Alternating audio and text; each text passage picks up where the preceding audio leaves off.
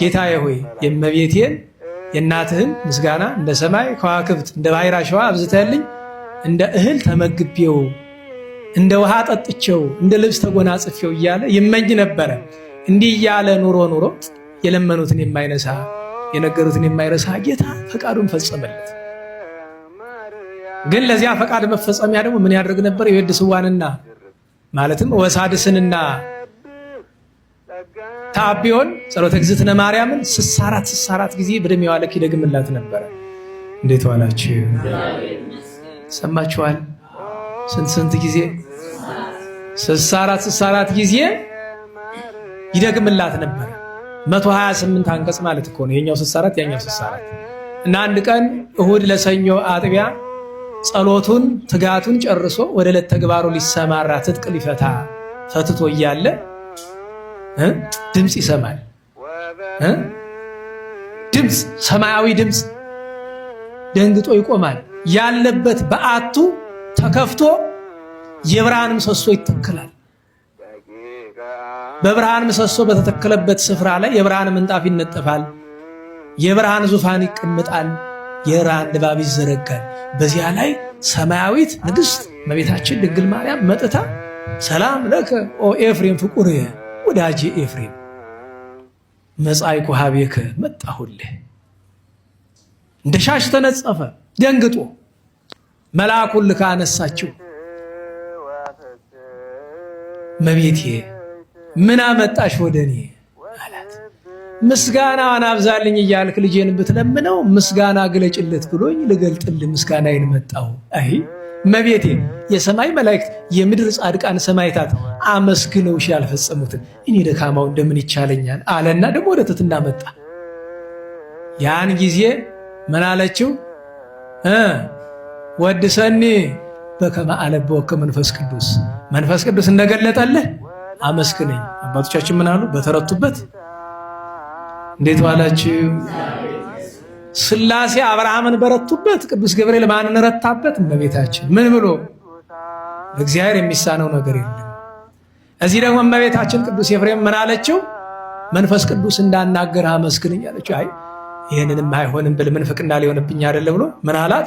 ባርክኒ እግዝእትየ መዝገበ በረከት፣ የበረከት መዝገብ እመቤቴ ባርኪኝ አላት። ባረከችው። ምን ብላ?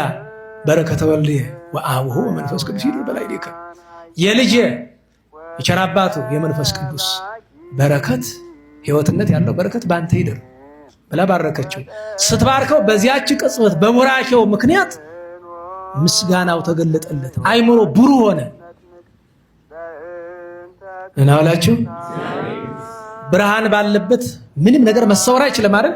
የመንፈስ ቅዱስ የእውቀት ብርሃን ሲገለጥም እንደዚያ ነው። ያን ጊዜ ታጥቆ አደግድጎ አመሰገናት። ሲያመሰግናት ምን ብሎ ጀምሯል? ውዳሴሃ ብሏል ወይ ቢሉ እሱስ የኋላ ሊቃውንት ርዕስ ሰጥተውት ነው። ምን ብሎ ጀመረ? ፈቀደ እግዚ ያገዞ ለአዳም። አሁን ልብ በሉ። እንዴት ዋላችሁ? አመስግነኝ ስላለችው ቀጥ ብሎ ውድስት አንቲ ስብሕት አንቲ በማለት ፈንታ ምን አለ? የእመቤታችን ክብሯ መገለጫዋ ምንድን ነው? ነገረ ድህነት ነን አላችሁ። ያለ ነገረ ድህነት እመቤታችንን አናገኛትም። እመቤታችን ያገኘናት በምንድን ነው? በነገረ ድህነት ነው፣ በመዳናችን ውስጥ ነው። ለዚያ ነው እመቤታችን በመዳናችን ውስጥ ትልቅ ሱታፊ ያላት። ምንድን አዳምን ለጻ ሊያወጣው ወደደ አለ። ሕዙነ ወትኩዘ ልብ፣ ልቡ አዝኖ በሲኦል በግራጋንን ተቀጥቅጦ የነበረ አዳምን ወያግቦ አብዘትካት መንበሩ። አሁን ልብ በሉ። ሰዓሊ ለነ ቅድስት። እዚህ ምስጋና ውስጥ የእመቤታችን ስም አለ? ንገሩኝ። ኧረ በሞቴ አንቺ እንዲህ ነሽ የሚል አለ? ግን በዙሪያ የእመቤታችን ምስጋና ነው አይደለም? ነው። በነገራችሁ ላይ ክርስቶስ አምላክነ በርስቲ ንጉሥነ መላኪነ። ይሄ ለማን የቀረበ ምስጋና ነው?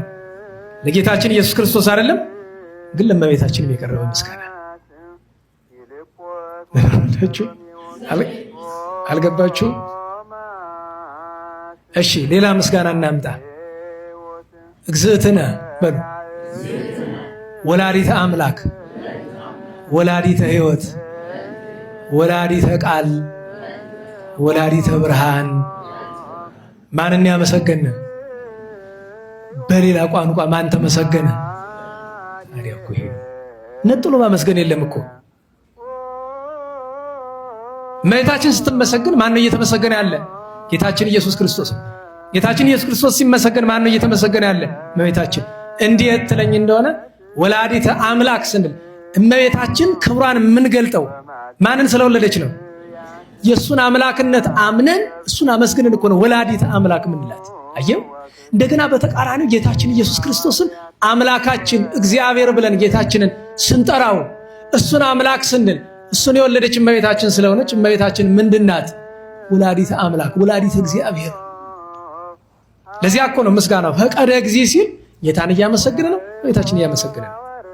ለምን? ነፃ ሊያወጣ ወዶ ሰረቀ በስጋም ድንግል ሊለን ነው እኮ። አያችሁ፣ ከድንግል ማርያም በስጋ ተወለደ።